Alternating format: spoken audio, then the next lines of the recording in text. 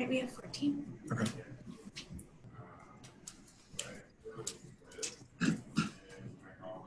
All right, it looks like we have a lot of people that have been able to join.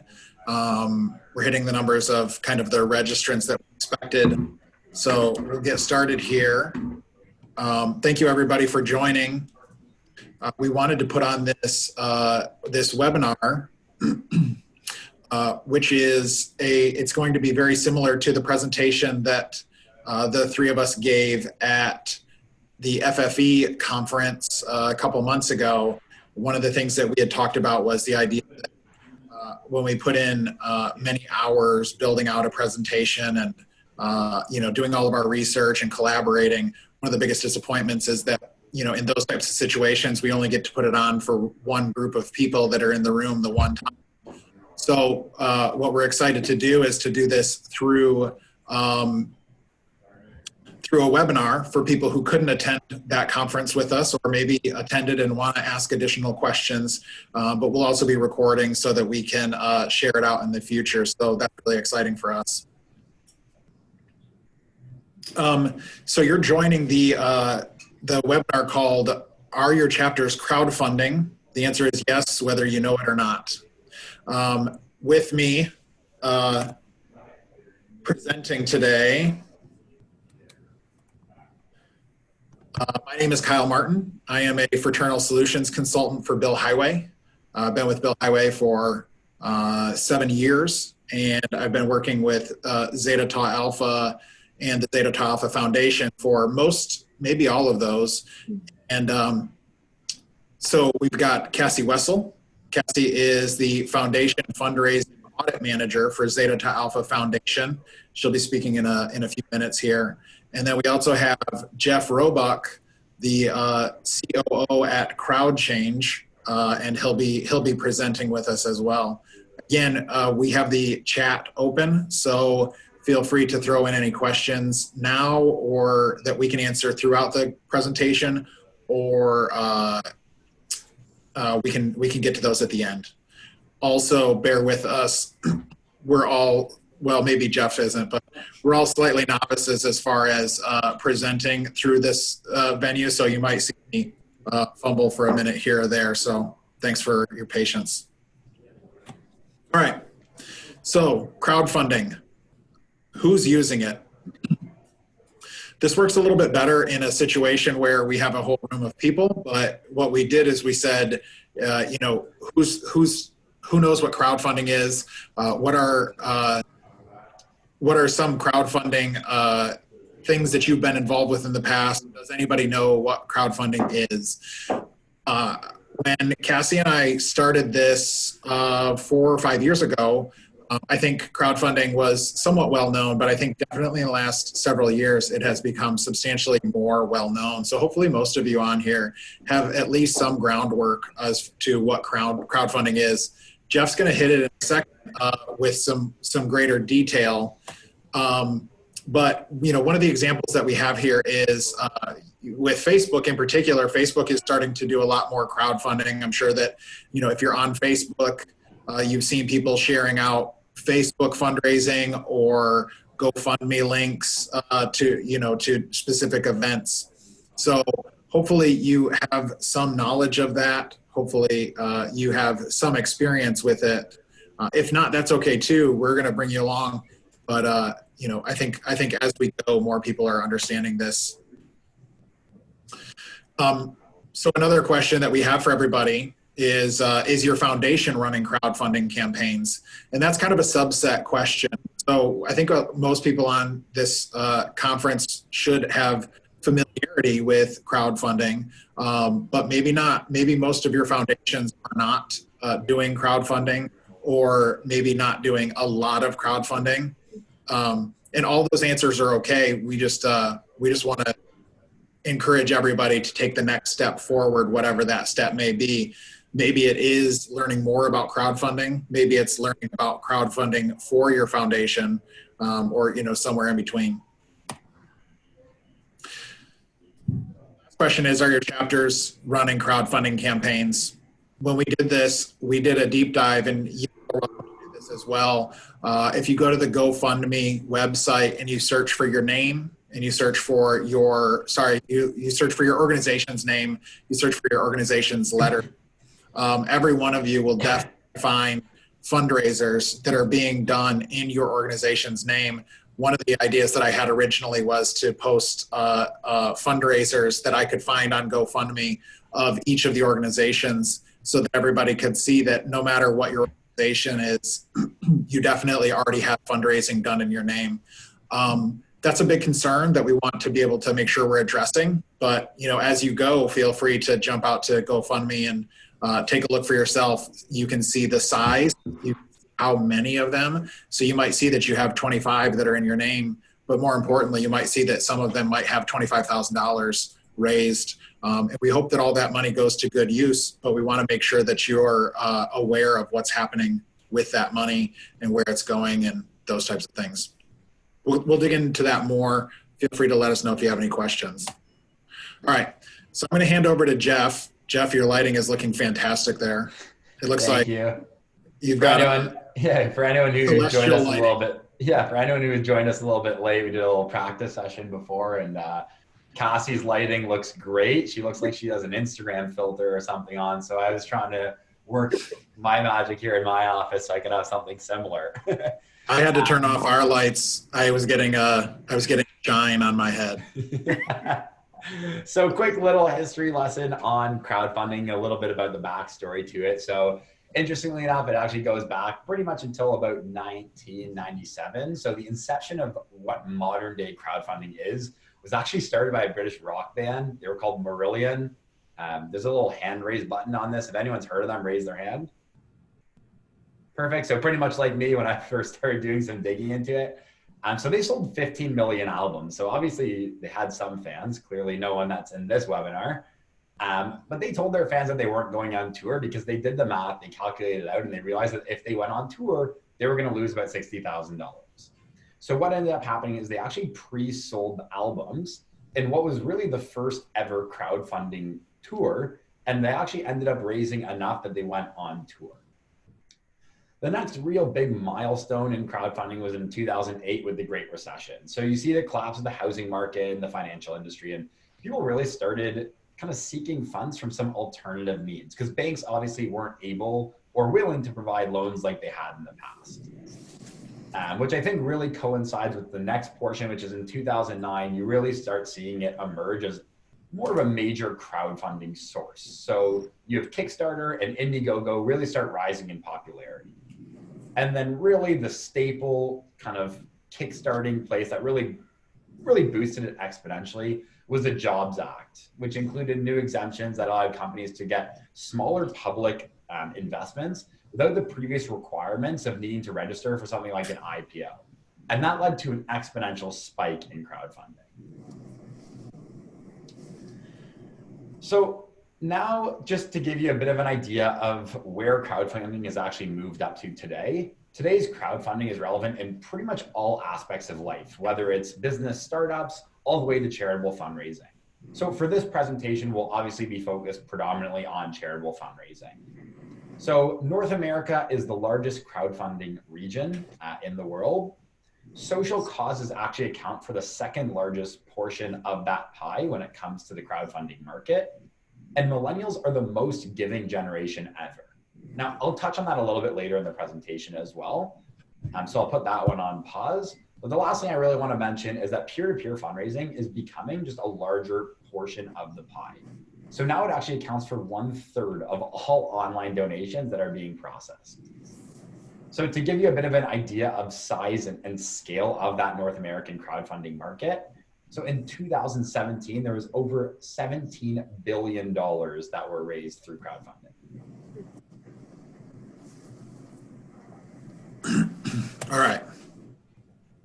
So now we're going to have Cassie dig into some of the specifics as to how the Zeta Foundation started their fundraising, started their crowdfunding specifically, and she's going to talk us through the progress from when we first started this till now.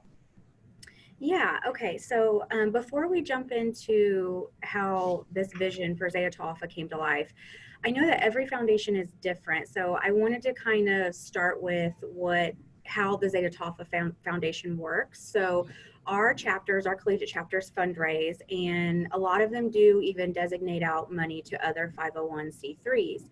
But in order for them to receive fundraising credit with us, all of that money actually comes internal to the foundation. And then if they do need to designate any money out, we do that in-house and we send that on their behalf. But that way they still receive the fundraising credit for us. So that's how we operate. But how this all kind of started was our why. Like, why did we go down this fundraising path? So the major reason is because we wanted to make sure that all of our chapters were IRS compliant and that they were following all the rules and regulations, and donors were receiving tax receipts and thank you letters properly. That they were only receiving credit for donations and not things like tickets and t-shirts and things like that. So we really just wanted to make sure that not only ourselves, but all of our collegiate chapters fundraising on our behalf were following IRS rules and regulations. Another reason is because our chapters were just asking for other ways. At the time, they really only had an I Donate website that is through CSI because we use IMIS as our database. So they really only had access to that other than collecting cash and checks. And the bad thing about that website was that everything, not that it was bad, but everything had to come to the foundation directly. So the chapters didn't have that money to pay for fundraising expenses or needing to reimburse anyone, things like that. So they didn't have access to that money. It came straight to the foundation. And then, they also were wanting a card reader or something of the sorts to have on hand for the day of, and maybe just even a way to cut down on receiving so many checks, especially it seems the further we get going into the new years, there's probably people that don't even have checkbooks anymore. So they just needed other ways to be able to donate.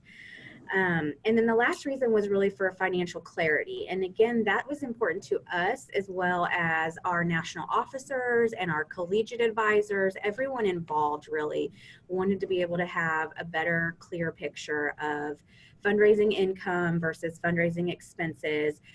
Could we help them with their event anymore? Could they be more successful in other areas? So we really just wanted everybody to have financial clarity and be able to see the big picture.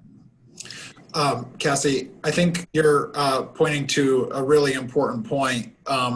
When you look at, and I'm sure that everybody else can relate with this, you maybe have two different camps. You've got people who are asking you for help in fundraising. That's probably your best case scenario of, can you give us the tools to do this?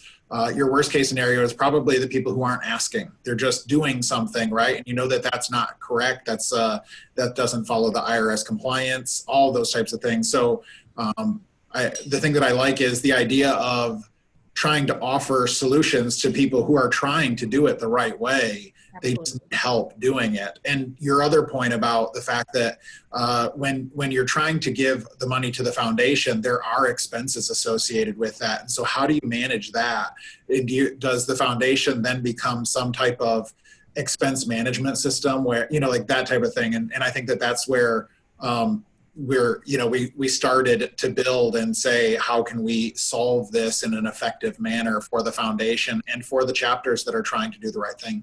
Yeah, absolutely. Absolutely.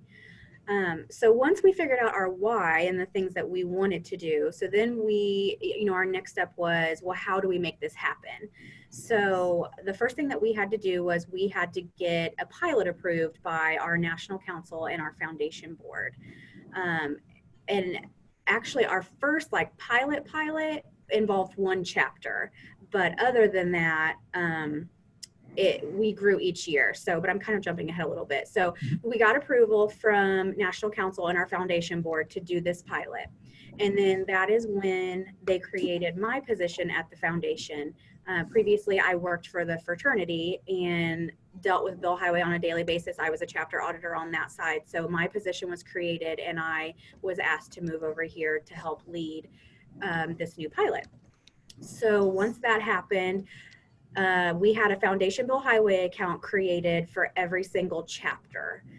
And then that, because it was made underneath the foundation, that fundraising account was actually a 501c3, which made all of the money funneling in and out of it okay and IRS compliant, because it was set up under the foundation and not set up under the fraternity like most chapter operating accounts are set up as. And then so the process after that was, like I said, our first year, right out of the gate, we really did it with one chapter to see how this was going to work. But our first actual pilot year, we had 10 chapters in it. And then we went to our second year of 20 chapters, our third year with 40 chapters, and our fourth year, which was the 2018-2019 fiscal year, we had all 173 chapters. And it was no longer a pilot, it was a new fundraising platform for us.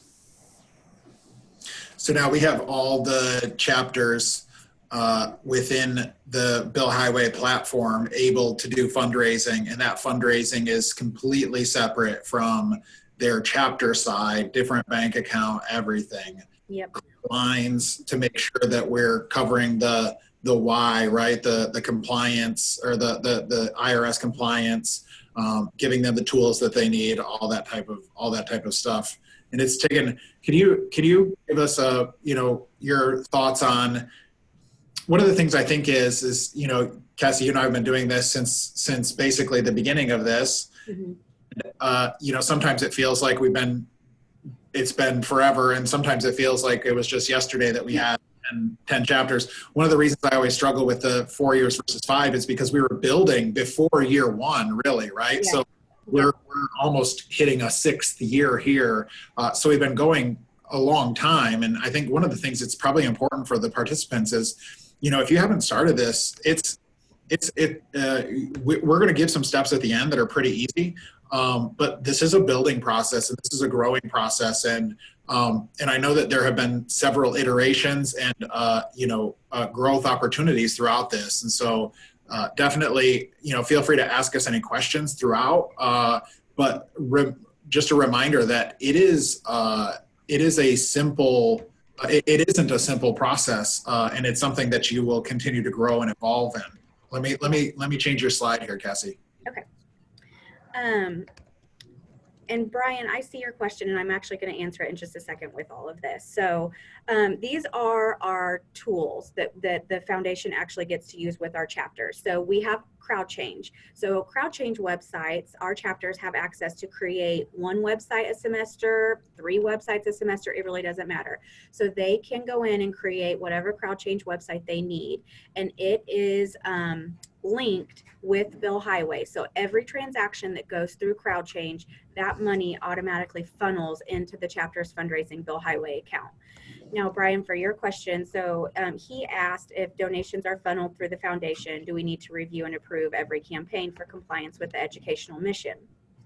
So for us, that is a yes through CrowdChange, 100%. They we'll go in and create a website, and we get an email that one has been created. So we go in and review it. And really what we're looking for there in their description is what they are raising this money for.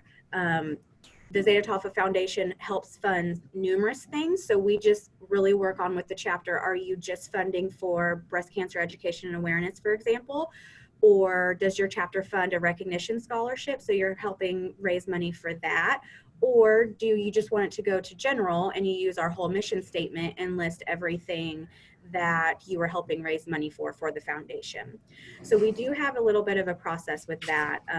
It is a quick process. It's not timely, or we literally, if they don't have the right wording in there, or we're not sure what they're raising the money for, we just email them and get that confirmation, and they can go in and change that. So they have an online website now that not only collects donations, but they can sell tickets, they can do 5K registrations, they can sell merchandise, they can sell sponsorships, like literally anything that a chapter has asked us to be able to do, CrowdChange has been able to deliver for us. So they have that. And then Give is Bill Highway's swipe technology. So each chapter now has a card reader.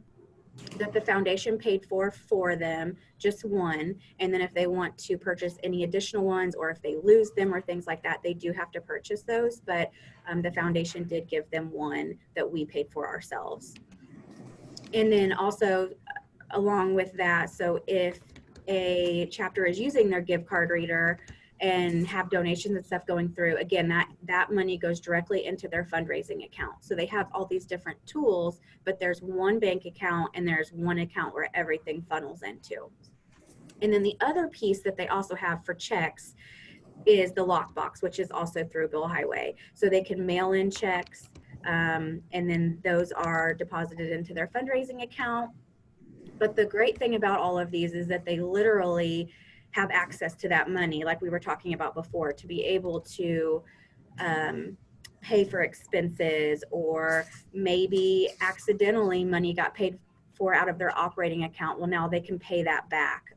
It's just a lot smoother transition. And then the other piece of their tools is so electronically deposited. So they can electronically deposit personal checks. They just have to mail in business checks and money orders. But some chapters just choose not to enter them in, which is totally fine. And they just mail everything to the Bill Highway lockbox, and it gets processed and put in their fundraising account. So the percentages there that are listed are actually our 2017, 2018 fiscal year. Those are the percentages of how the income came in. So Lockbox and CrowdChange were actually neck and neck. So we processed 46% of their income through each one of those pieces of technology. And then the gift card reader was 1%, and then they electronically deposited 7%. So Cassie, one of the things that I know whenever we're at foundation specific conferences, there's a lot of conversation about, types of fundraising and mail and those types of things. And what we wanted to do here is try to answer as many of the possible questions as possible, or, that we could. So we knew that I think we all have a belief that fundraising will continue to go more and more digital, whether that's just credit card or whether that's online. But I think that in general, we're going to continue to see a decline in checks. The thing that I'm most interested in here is the fact that we still get about, if you look at lockbox as 46 and electronically deposited as 7, we've still got over half the funds being raised through checks. And so I'm really excited about what we've been able to accomplish for, crowdfunding. But I think it's so important to acknowledge that when we're doing this, what I will say is that when we first started this, we thought we were going to create something for crowdfunding, and that was it. But what we really ended up building over the years is what we believe is our best, well-rounded fundraising solution. If you want to do it online, you do CrowdChange. In person is Give. Mail in, you got checks, right? And so it's just trying to make this whole picture that people can utilize. And then as your donor base shifts to maybe digital, maybe online, maybe something along those lines, it's you're prepared for it. But we're not negating one of the areas and saying we don't care about checks. Obviously, that's still a big portion of this. Yep, absolutely. Feel free to throw in any other questions that anybody else has.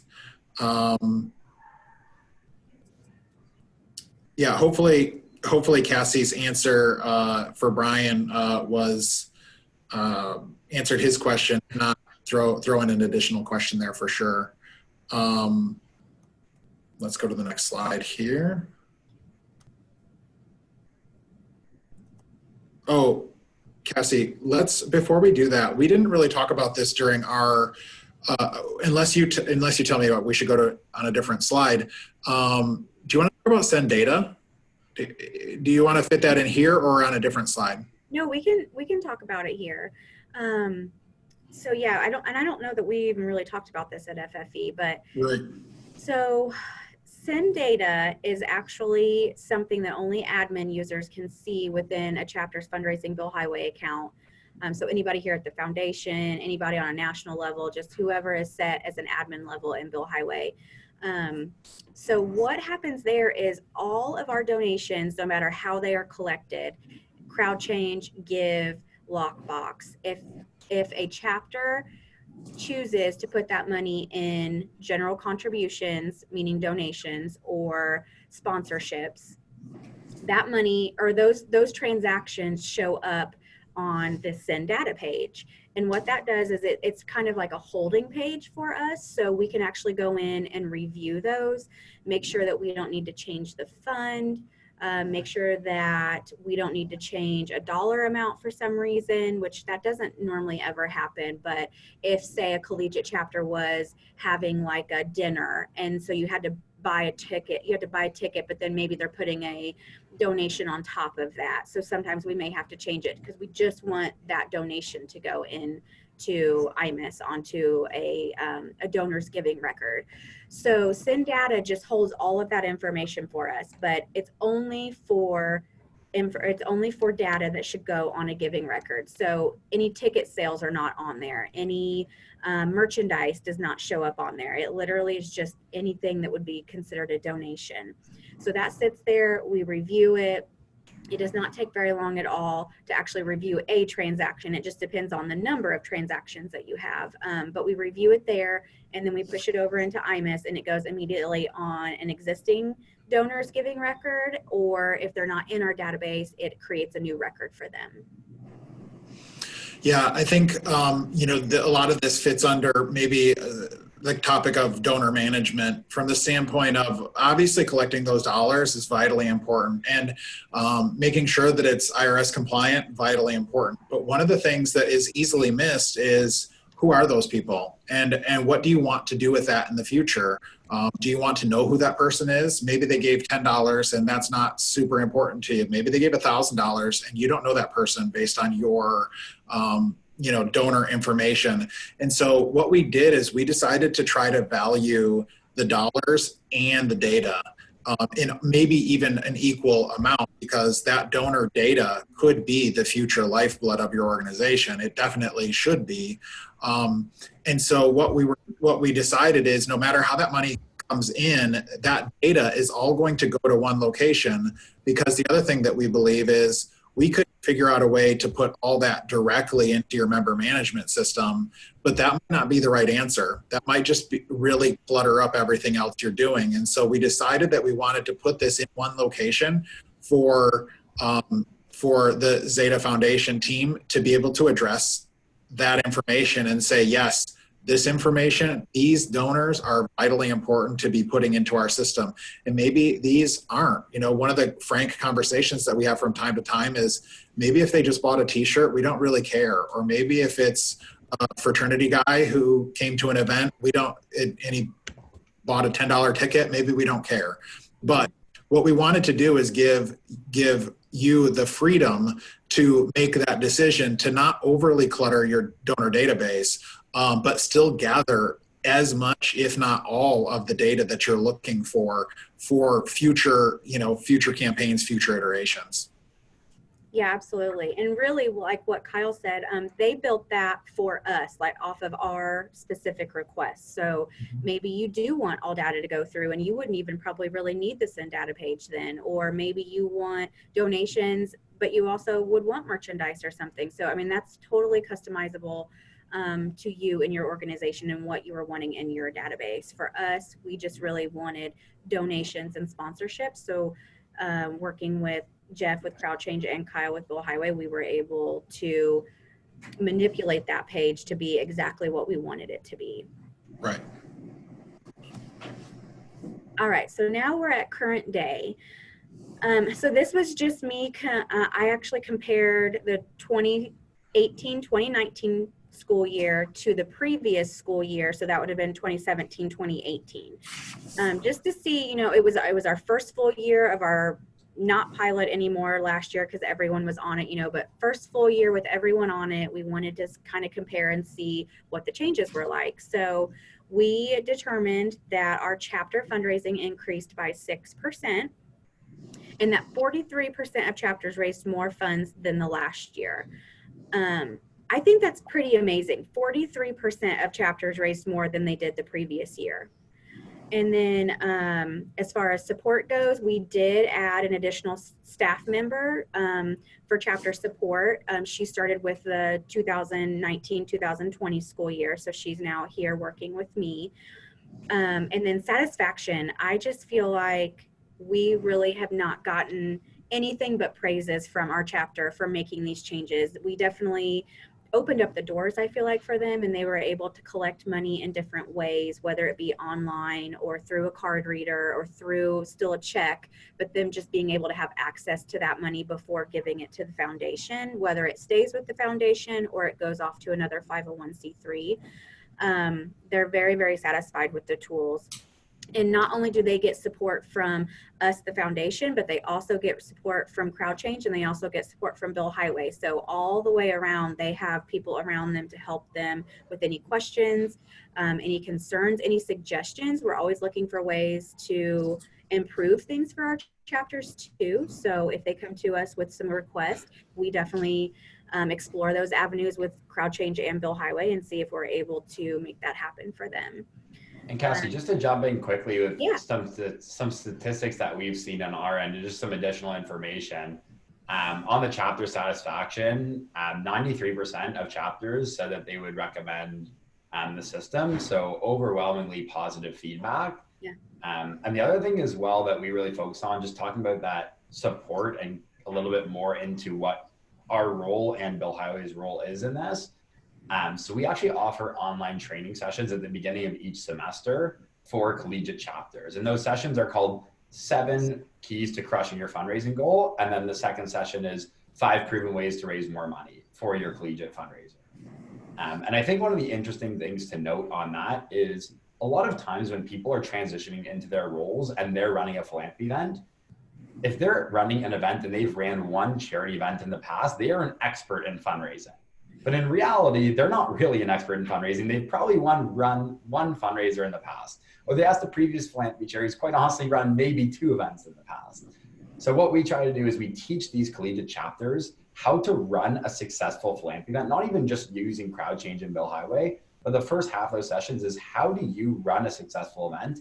And if your chapter already runs an event, how do you scale that event?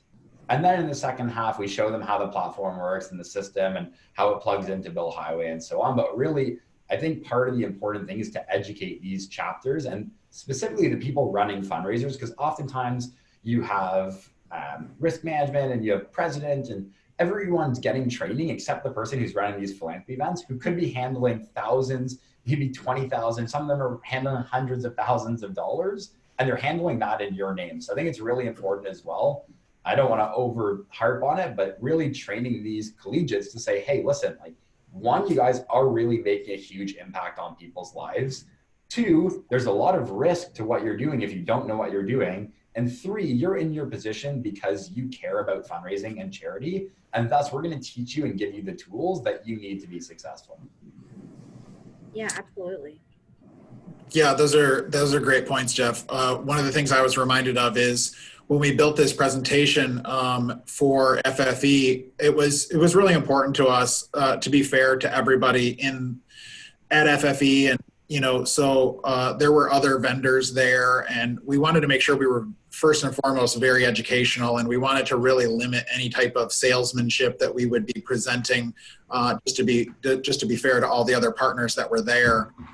Since this is our presentation, I can definitely say that our partnership with CrowdChange has been a huge benefit for us, and what Jeff is saying can't be under stress, that CrowdChange does so much good training with your chapters. I have always been so pleasantly surprised by the ability to hand off chapters and hand off organizations to CrowdChange and just know that they will be highly educated and running smoothly after the CrowdChange team has trained them. So if you're thinking, oh man, this sounds so big, this sounds so, I mean, maybe my staff is super small. How in the world could I, run something that would be for all of the chapters. That just sounds like such a headache. It is, CrowdChange in particular makes it so painless and so easy. They take over so much of that training that it's really beneficial. And I guess we can say it here too, that CrowdChange was the second company that Bill Highway and Zeta partnered with.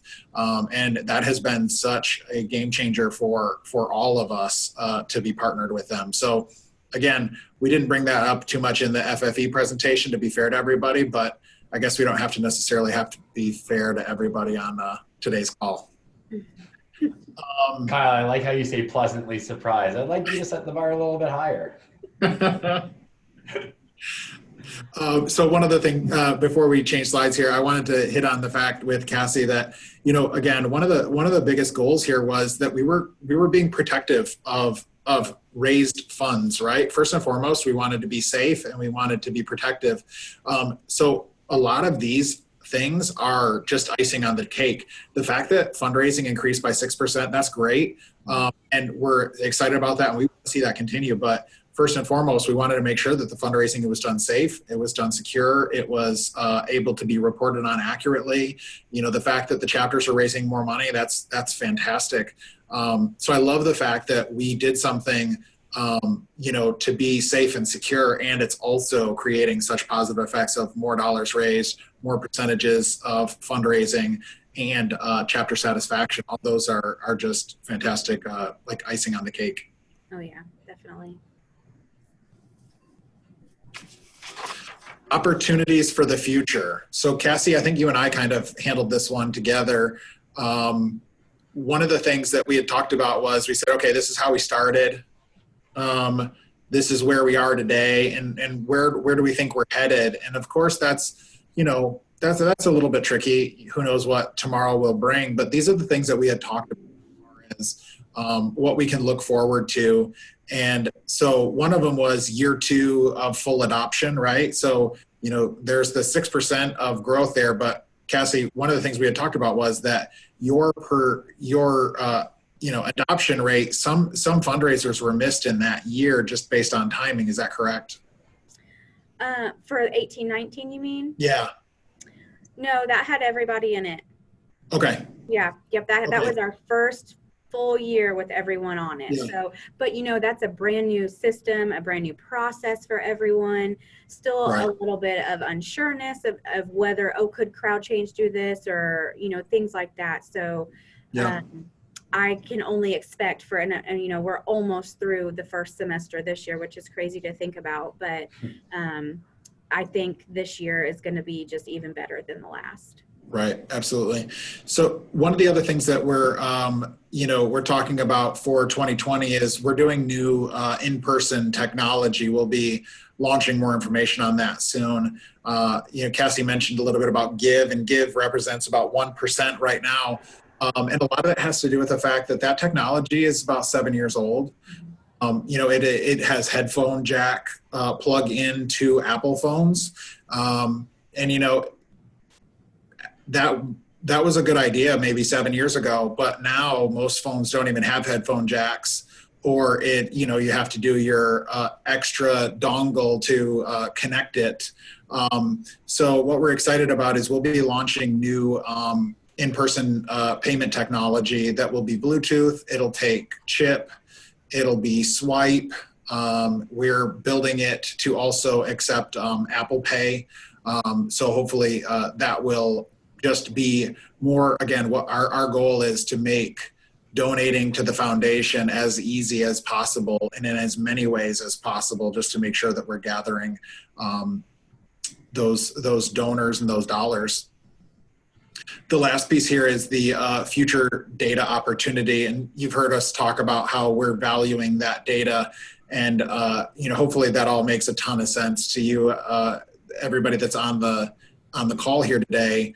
And we didn't dig deep into exactly what we thought could be done with that donor data, because we don't necessarily know what that answer is, but we just think that it's super important to be able to gather that donor information and store it to be able to do whatever we choose, whatever needs to be done with that donor data in the future. Go ahead, Jeff.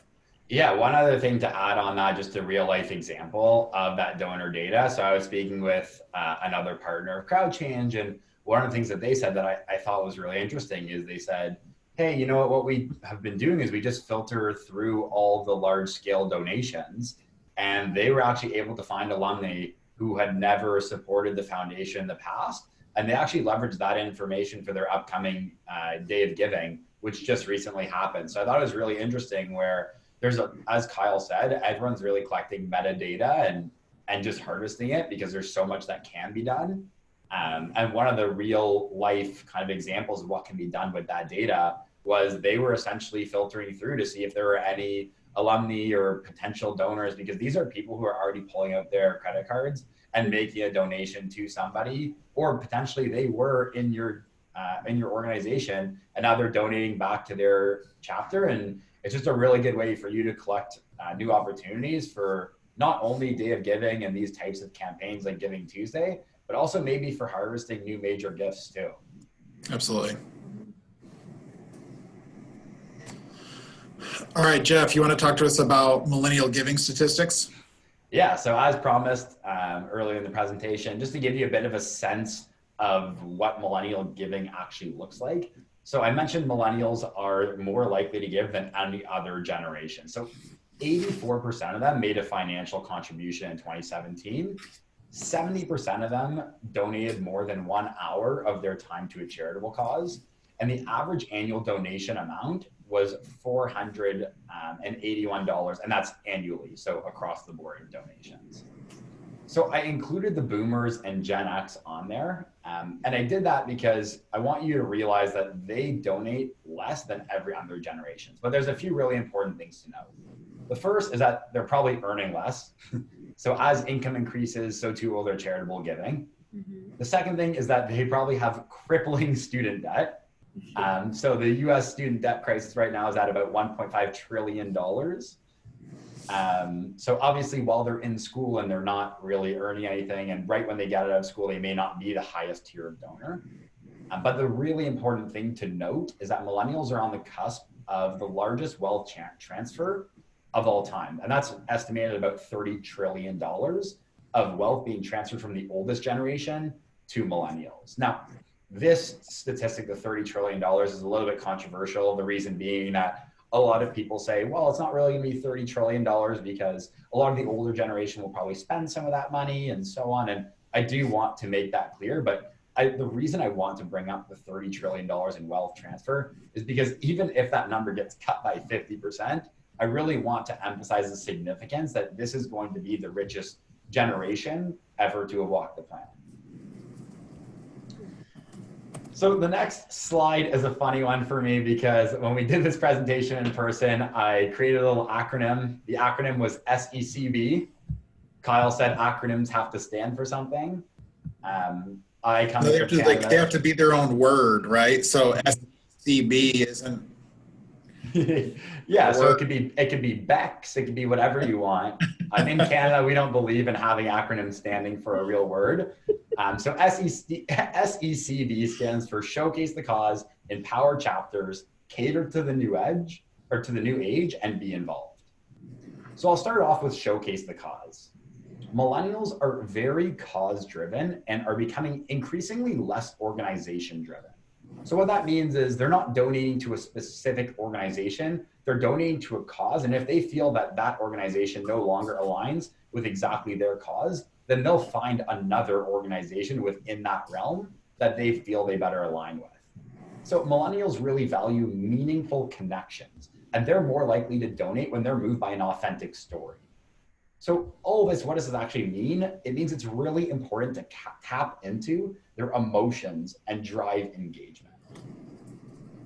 So my tip for this is to tell personal stories, share pictures, and feature individuals who have benefited from your fundraising. So form an impact story with testimonials and photos to show how donations went to a specific project. So a really good example, I know one of our other organizations, DZ, shout out to them if they're in the session. They have a really impactful video that showcases Starkey Hearing and how they have had such a big impact. So another really good real life example is unrestricted funds. I know everyone wants to raise more for unrestricted funds.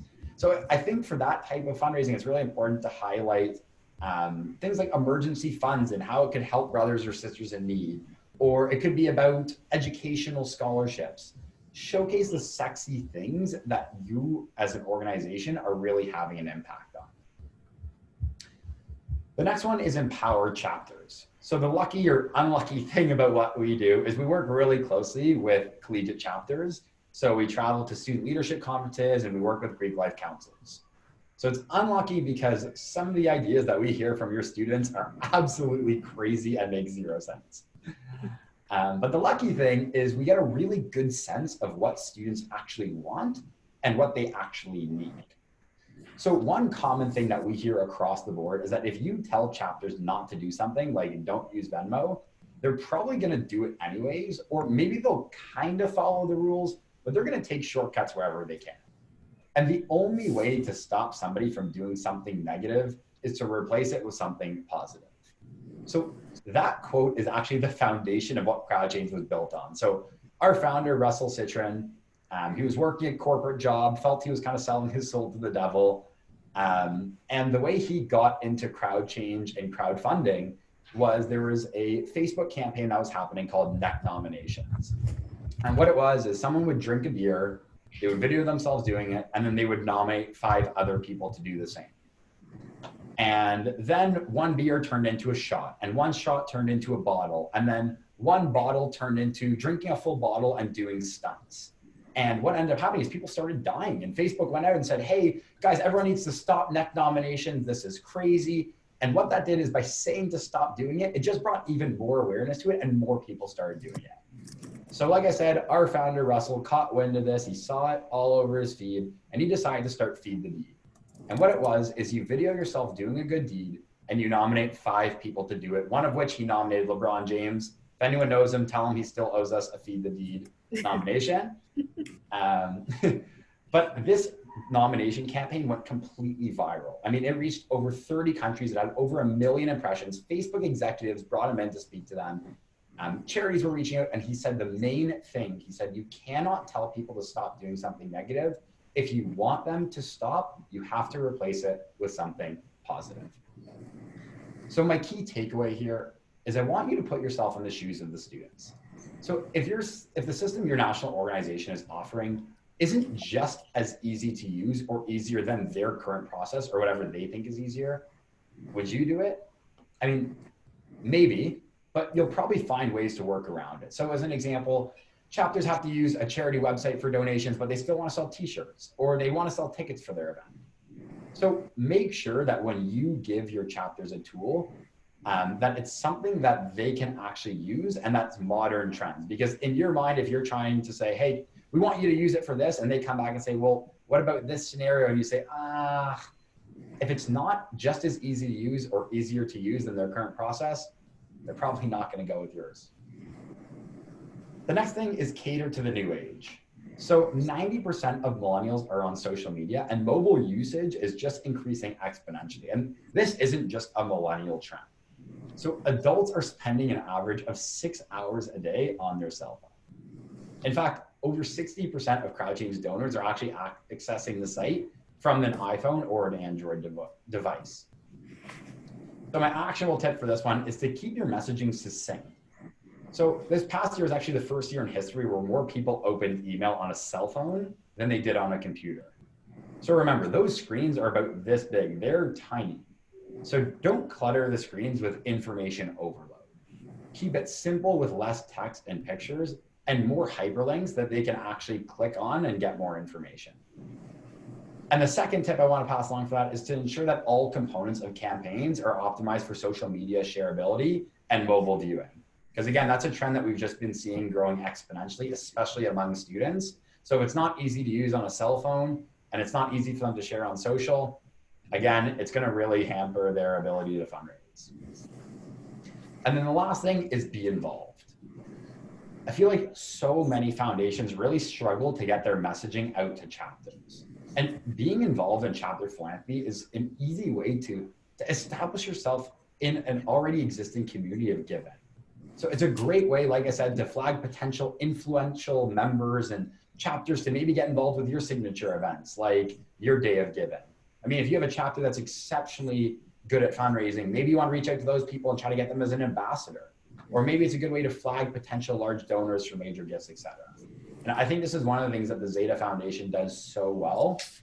They have great visibility on all collegiate fundraising, and all chapters know about the foundation, because whether they're fundraising directly for a foundation initiative or not, the foundation is just getting that visibility and essentially free marketing on all of their events.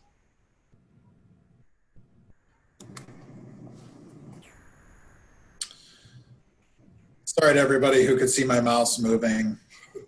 I promised that I was a novice at this. I was trying to make sure my screen didn't fall asleep, and then it turned out you could all see it. So Kyle was playing Pong. He was coming from side to side, like so having to move his mouse. I was going to make a brick breaker joke, but supposedly people don't know what brick breaker is. So. We were doing a demo yesterday, just making sure that our technology was good, and Jeff was talking about brick breaker. So that's a callback for no one else that was on the call. All right. BlackBerry users. Yeah, we have a couple more minutes. Feel free to throw in any questions before we go. What we wanted to do is give a couple key takeaways. And if you have questions, but you don't want to throw them in the chat, feel free to reach out to us after. We're happy to talk about this at any time. So the key takeaways, one of the things that we thought a lot about was, we're going to have a wide variety of people listening to this call today. Maybe you're looking at it and it seems too complex, or maybe you've already been doing a lot of this. So we wanted to give a couple different ideas as to what you could do as far as levels of effort. And the way we thought of this is there something you could do tomorrow or even today as a small effort to move in the right direction here, in a direction that will help you get better dollars and better data? Or is there a medium effort which might take you maybe 6 months? Or is there a large effort, which is kind of what we look at as far as the Zeta model that we've created? Like we were talking about earlier, this is we're going on into in some ways year 6 here of this, and we're making little tweaks now year over year, but we had many changes throughout the years. So there is a large component here as well. As far as what can you do tomorrow, like we suggested earlier, you can go search GoFundMe and you can see for yourself. You can take a look at those campaigns that have your name in it and ask yourself, where are those funds? Where did they go? I can tell you it has to go to a personal bank account. So hopefully you got those. If those campaigns are large in size, you actually have to think about the fact that maybe that person is creating a taxable event for themselves. If all those are going into that person's bank account, right? We're talking about IRS compliance. Mm-hmm. So ask yourself, who's overseeing those funds? And what's the donor data missing out? GoFundMe is one of the most popular. You can go through that roll call on that screen and you can see the names of people who have donated. Do you know those names? Do you not know those names? That's donor data that is being missed out on. And like we said, in some ways, donor data could be much more valuable in the long term. So that's something that that just anybody can do this afternoon or do it tomorrow.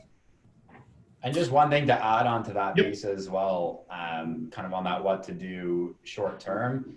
Eventbrite's also a really popular one for students. You can even do a Facebook search with your national organization and just add fundraising or fundraiser as a keyword. And one of the things I think to keep in mind as well, just adding on to what Kyle said, so there's the personal banking, there's all those issues, but also where's the transparency and oversight over what these collegiates are doing? Remember, they are using your name for fundraising. And if they're doing something that's inappropriate or they shouldn't be doing, or it's a high risk event, it's going to end up coming down on your name and not specifically just on that individual chapter. So that's another really important thing to keep in mind. And also on the IRS stuff, I've definitely heard of a lot of organizations and students that have actually had that specific tax issue. And they just had zero awareness that was even a thing, that the IRS could come after them if the money's going into a personal bank account. Yeah, one of the things that Cassie touched on for a minute was the idea that all campaigns are kind of overseen by the Zeta Foundation staff, so that if somebody is we were talking about it from the standpoint of making sure that the wording is correct, but there's also the idea of making sure they're advertising appropriate things and they're putting pictures in there that are acceptable, and they're, all those types of things. That's a really big benefit that Zeta has through working with CrowdChange to be able to oversee those. Mm-hmm. Mm-hmm. So what can you do in the next 6 months? One of our suggestions is you can partner with a crowdfunding provider. We recommend CrowdChange. We think that they're fantastic. And it's definitely worth having a conversation with them. What we're presenting to you is kind of the large effort, but we have several clients that we work with that have done a scaled down version of this that is working for them now. It's working for them maybe for the long term, but what we're presenting is just one option. There are many options, and you can of course reach out to Bill Highway to learn more. You can reach out to CrowdChange. I know Cassie has made herself available for questions along the way as well. Mm-hmm. Definitely talk to a crowdfunding provider and see how they can help you grow your crowdfunding. Partner with a database provider for online giving. One of the things that Cassie touched on just for a second was the fact that their database is through CSI IMIS. They've been a fantastic partner to all of us as well, because they're the ones receiving that data. CSI has the ability to spin up online donation links that go straight into their database. So even if you aren't a Bill Highway client and not a CrowdChange client, you still have access to something out there that should help you do more online giving and start accessing more of those fundraising dollars. Couple other suggestions are to start a campaign for your foundation and just dip your toe into the crowdfunding pool to see how it goes. Again, this is just trying to forge a path in a direction of digital fundraising. And then the last thing here for medium effort, so just something that we think would take you a couple months, is to develop an oversight strategy. We can sit here and we can kind of use scare tactics and say, there's a lot of funds out there in your name going into people's personal bank accounts, and hopefully all those dollars eventually make it to you. But we have to be honest, they're probably not. What can your oversight strategy be to ensure that you can give those chapters the ability to raise funds in a safe and secure manner? Go ahead, Jeff. Yeah, sorry to keep cutting you off, Kyle, but Yep. One thing I do want to highlight as well, there's different components and things that can help, right? So obviously Kyle and Cassie are familiar with IMIS and database and that area. We also do work with Razor's Edge and Salesforce and Donor Perfect as well. And this relationship that we have with Zeta can work with an existing database as well. We do have a few options on that front. And then with regards to starting a campaign for your foundation, I think a lot of times people get caught up in what can our foundation do to stand out? And really one of the things that I think is really important, especially when you're trying to come up with a campaign, is to see what else has been successful in the market. I know Giving Tuesday, for example, is coming up, and it's a proven successful campaign. Like, one of the easiest ways to run a successful campaign is to mimic what other people are doing to be successful. And one of the things I think that's so nice about the Greek life market is you guys aren't really competing directly for donors.